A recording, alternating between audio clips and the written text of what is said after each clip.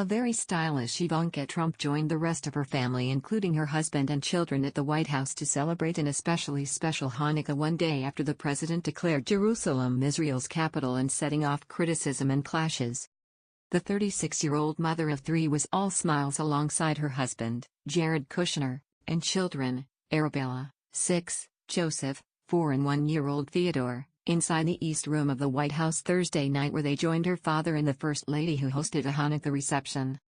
During the reception, Ivanka shared a video to her Instagram account showing Arabella and Joseph participating in the ceremony by lighting the first candle on the menorah while the crowd sang Ma'oz Tzur.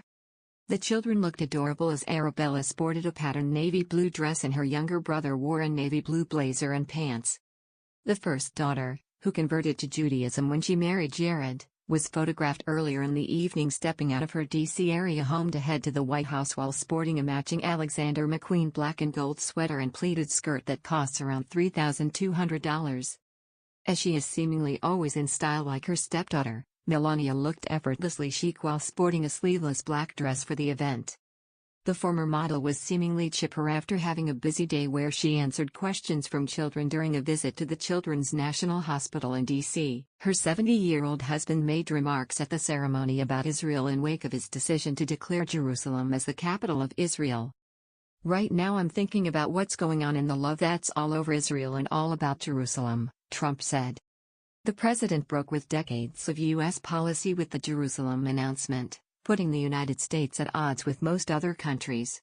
The European Union, Germany, Britain, France, the Pope and key Arab allies have denounced the move. But inside the White House Thursday, Trump got only applause, cheers and thanks from the crowd, which included Vice President Mike Pence, Treasury Secretary Steven Mnuchin, Holocaust survivor Louise Lawrence Israels and Orthodox Rabbi Meir Soloveichik. Israels spoke of standing up to hate.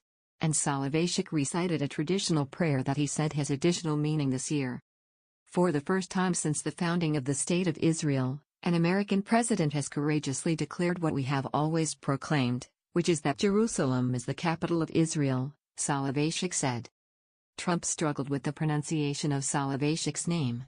"He's so happy with yesterday, with he doesn't care if I get it exact," the president said. He also remarked of the holiday, "I think this one will go down as especially special." The president took to Twitter after the event to share several photos and wrote, "Tonight, at FLOTUS, Melania and I were thrilled to welcome so many wonderful friends to the White House, and wish them all a very #Happy Hanukkah." He posted a lengthier message to his Instagram account and wrote, "Tonight, at the White House we gathered to celebrate the story that is told in #Jewish homes across the country, and the #world.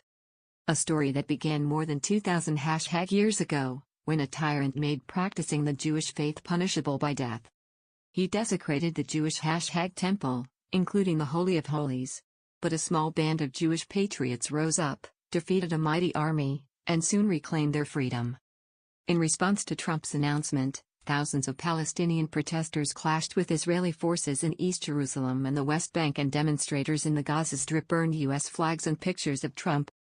The Old City in East Jerusalem is home to sites holy to Jews, Christians, and Muslims, and its status is one of the most explosive issues in the Israeli-Palestinian conflict.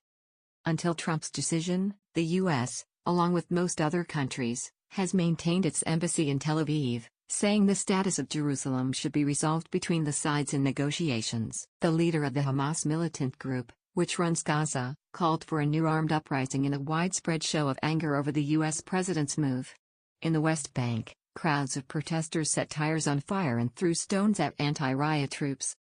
In Bethlehem, troops fired water cannons and tear gas to disperse the crowd in clashes that could cloud the upcoming Christmas celebrations in the town of Jesus' birth. In Ramallah, the seat of the Palestinian government, protesters set tires on fire, sending a thick plume of black smoke over the city.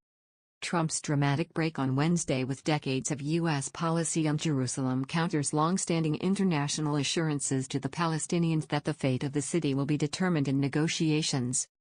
Palestinians seek Israeli-annexed East Jerusalem, captured by Israel in 1967, as a future capital. Palestinians closed their schools and shops on Thursday to begin 3 days of rage over Trump's decision. Rallies were underway in other West Bank cities, and a demonstration was being held outside the Damascus Gate of Jerusalem's Old City on Wednesday. There were no serious casualties reported in Thursday's clashes. But Friday, the Muslim holy day, could provide an important test when Palestinians gather for weekly mass prayers. In the Gaza Strip, Hamas's leader Ismail Haniyeh called on Palestinians to launch a new intifada, or uprising, against Israel on Friday. "The American decision is an aggression on our people and a war on our sanctuaries," he said, urging supporters to be ready for any orders. "We want the uprising to last and continue to let Trump and the occupation regret this decision," he said.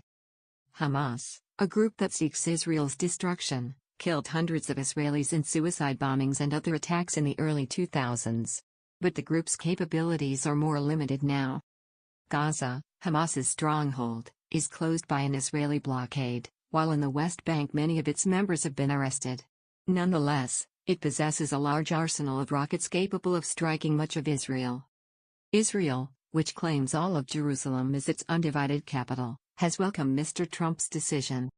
Prime Minister Benjamin Netanyahu said Mr. Trump bound himself forever to the history of Jerusalem with the move and claimed other states are considering following suit. "We are already in contact with other states that will make a similar recognition," he said at the Foreign Ministry on Thursday. Anger at the U.S. has rippled across the Arab world. Saudi Arabia's royal court, led by King Salman and his powerful son, condemned the Trump administration's decision in a rare public rebuke by the U.S. ally. U.S. embassies across much of the Middle East and parts of Africa warned American citizens of possible protests following Mr. Trump's move. Palestinian President Mahmoud Abbas has suggested that with Mr. Trump's move, the U.S.